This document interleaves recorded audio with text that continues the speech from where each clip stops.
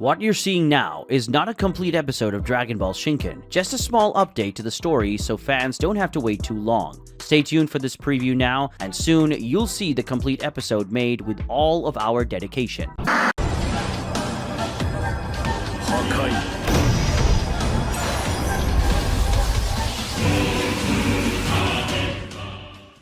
Episode 32, Killing Machine.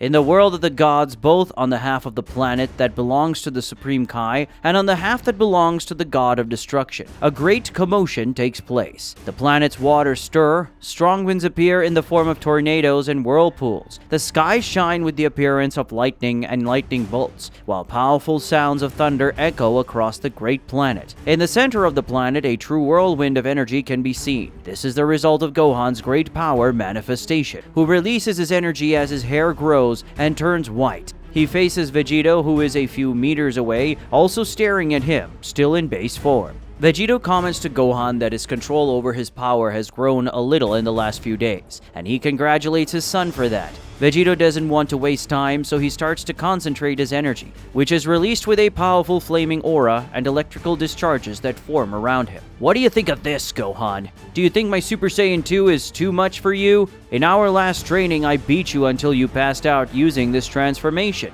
Vegito asks his son in a provocative tone. Gohan remains serious, not allowing himself to be provoked. His response to Vegito is very calm and rational. The more we fight, the more I learn. I'm sure you'll have more difficulties now than the last time. Vegito likes the answer and tells Gohan that this is the spirit he wants to see. Here I come, Dad, Gohan warns. But to his surprise, it is Vegito who makes the first attack, extending one of his hands and firing a big bang attack at his son. Even though he was surprised, Gohan reacts quickly, reflexively kicking the energy fired at him, which is deflected into the sky and then leaves the planet. The counterattack is an energy sphere fired at Vegito, who is also quick to react by countering the shot with a blow. Vegito responds with another energetic attack, this time opening one of his hands, forming a small sphere of ki in each finger, and firing them all at Gohan, who raises his ki to form a protection around him, in which Vegito's attacks hit and explode.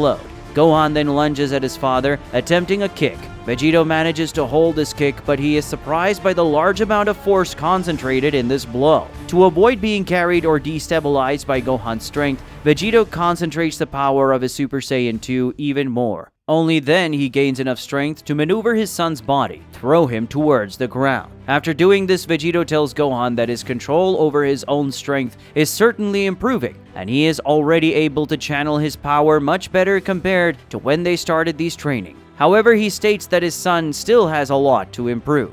You are strong and skilled, Gohan, but you still have a long way to go to reach the ideal level of control of your energy. You end up releasing too much ki when you attack, and this ends up making your attacks easier to predict. However, Gohan is determined to evolve. He ascends to the skies again, reaching his father to begin a fierce exchange of blows. I'll improve more and more, Dad, I promise, says the bestial Saiyan. The battle between them reaches a new level, with their energies being released intensely, while large discharges and explosions of power fill the skies at the same time, as hundreds and thousands of impact waves per second, highlighting the incredible speed with which they fight. From a distance, Gogeta, Chamras, and Shinken watch everything that happens. Chamras comments that Gohan fights well, but his control over his own power doesn't even compare to Vegito. Gogeta says that if Gohan uses the same transformation he used to defeat Vod, he could give Vegito a lot more work. Shinken agrees, but remembers that Gohan is very afraid of using that transformation, as he cannot keep his mind sane when using it, and also he cannot access that power willingly. Gogeta impatiently comments that it has been several days since the fight against Vod, and since that day, Vegito has been training Gohan whenever he can. But even so, he's not making much progress in terms of mastering that power. Shinken, clearly much more patient than Gogeta, says that this is the kind of thing that should be done with patience. However, when Gohan finally masters that power, it will have been worth it. Gogeta says that since Gohan stopped working for the Galactic Patrol, most of the cases that would previously go to Gohan are going to him or Vegito. And since Vegito spends almost all of his time training Gohan, in the end he is the one working the most. Chamrus then asks how Gogeta has time to stay there, watching if he has all of Gohan's work and part of Vegito's work to do.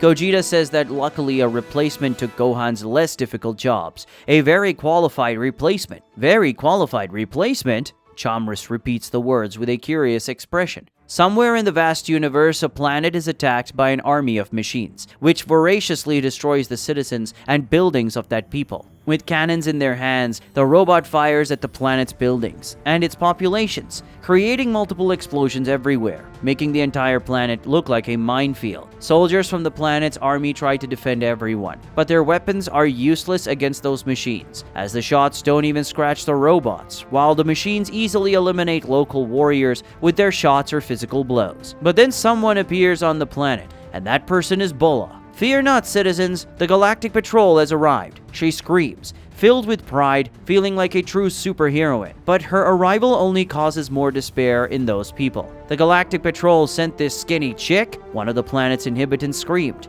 "We resisted for so long, waiting for reinforcements from the patrol, and they sent this person?" Another one says in agreement. Before long, everyone is screaming and crying in despair, taking away all the pride that Bulla felt just now. "Oh man, I'm totally out of respect," she says to herself. Without wasting time, one of the robots attacks Bulla. By then, to the complete surprise of the people of that planet, she advances against the robot with a jump and an ultra-powerful punch. And with that single blow, she penetrates the robot's metallic armor, which seemed impenetrable to the weapons of that planet. After being pierced by Bulla's blow, the robot's internal mechanism is seriously affected, culminating in its complete destruction in an explosion. For a while, a silence of disbelief takes over that place, but later, this silence is filled with screams of joy and celebration. "That's how I like it," Bulla says, that proud smile returning to her face. She transforms into Super Saiyan and then attacks those machines with confidence, easily destroying the robots, whether with physical attacks or energy attacks. As she does this, she receives cheers from the citizens, who place their hope for survival in that girl. But suddenly another machine comes to the place, which has a totally different appearance from the one Bulla's facing. As she takes a good look at this new enemy, she reflects, "I can feel this robot's power, but its air of superiority over others is noticeable. It's definitely much stronger than the machines I've faced so far." Unlike the other robots she was facing, this one can speak, and then says, "I am Wheelo, model number 1027. Captain of this battle machine squadron. You undermine our mission, so you must be destroyed." Even deducing that the power of this new robot is greater than that of the others, the Saiyan patroller remains confident and says that she will tear him to pieces, as she did with the others. Wheelo number 1027 goes on the attack. Bulla anticipates and fires an energy attack at him before the enemy arrives. But to her surprise, the robot receives her wave of power head-on and manages to resist without major damage. He also launches an energy attack, but she quickly deflects it, letting it explode elsewhere. Wheelo takes advantage of the time it takes her to dodge this attack and gets even closer to try another one. However, the girl is quick to escape the energy shot again, which only hits the ground. After that, she flies under him, leaving a blow that causes the robot to become unbalanced and fall. After knocking down the enemy, she hovers above him to launch a sequence of ki blasts at Wheelo, who receives the multiple shots defenseless. However, to Bulla's frustration, Wheelo also didn't suffer major damage from the sequence of explosion, as he protected himself with a kind of electrical energy shield, and that's why he managed to get up intact. The robot retaliates with an even more powerful and faster energy laser. Due to the speed of the attack, Bulla is unable to dodge it and must try to contain it with a Kamehameha. The dispute starts eventually, but soon the machine's advantage becomes evident with his energy laser advancing against the patroller's ki wave. It gets to the point where Bulla starts to be consumed by the enemy's power. However, the Saiyan still has more to show. "If you think that this is all my power, you are very mistaken, you junk bot," the young warrior screams. Summoning a large amount of ki, Bulla makes the power of her Kamehameha multiply, pushing Wheelo's energy back towards him and running over the robot with her power. After destroying all this energetic discharge head-on, the Wheelo 1027 model is completely destroyed. After all this, it is possible to see why Bulla has suddenly increased her attack power. She's now transformed into Super Saiyan 2. The citizens of that planet who were previously tense, thinking that she would be defeated by this robot, begin to scream with joy and relief. Already certain of her victory, Bulla says, "Now that the captain has been destroyed, taking out the others will be a breeze. She then begins to make several laps around the planet at incredible speed, destroying all the robots she sees along the way, leaving explosions and debris from the battle machines scattered everywhere. In less than an hour, the entire robot army was completely decimated. After all the robots are destroyed, Bulla prepares to return to where most of the planet's inhabitants are, to receive the applause and flattery of the people. But before she can do so, she receives a message from Commander Jaco by communicator. The commander orders her to immediately return to the Galactic Patrol base. Bulla tries to insist that he let her stay there a little longer, but Jaco doesn't want any small talk and tells her to come back now. Bulla uses the teleportation technology to return to the Galactic Patrol base, more specifically to the main hall, where Commando Jaco remains surrounded by monitors, monitoring the patrollers' other missions. "Geez, Commander, you told me to get out of there at the best time," she protests. Jaco says her job is to eliminate threats, not show off. Bulla reminds him that she is not a field agent, but from the technology area, so the least he can do is let her enjoy the good times of a mission in the field. Obviously, the commander ignores this claim and says that they have incidents in other places that are currently being attacked by these robots. Bulla sighs and says that apparently she won't be able to rest anytime soon. Jaco confirms and says that the robot attacks clearly have a connection between them and they need to find out who is behind it. Bulla asks who he thinks is behind these attacks. He says he doesn't know, but the only certainty he has is that is someone very powerful, since not just anyone could command so many machines that are so strong. In the Fortress of the Evil Angels, Bulla's exploits against the robots are seen by someone through a hologram. It seems those inconveniences from the Galactic Patrol have started to interfere with my operation, says the person watching what is being shown on the hologram. Well, I expected that sooner or later this would happen, but I was hoping it would take longer. The person watching is the angel Campari, who is sitting in a chair that is being cleaned by Moscow, who in this reality is not dressed as a god of destruction and appears to be some type of domestic robot. Campari gets up from his chair, summons his staff, and using it goes to another dimension. In the dimension that Campari goes to, there is a fortress, which he enters. Inside this fortress there is a laboratory, and in that laboratory there is a woman working. As soon as Campari arrives, he asks, 21, how is the protest progressing? The woman, whose name is Android 21, responds, My lord, the project is progressing well and will be ready soon. I'm doing my best to quickly enter all the genetic data that is being sent. Campari approaches a capsule and takes a good look at what's inside it. Approaching him,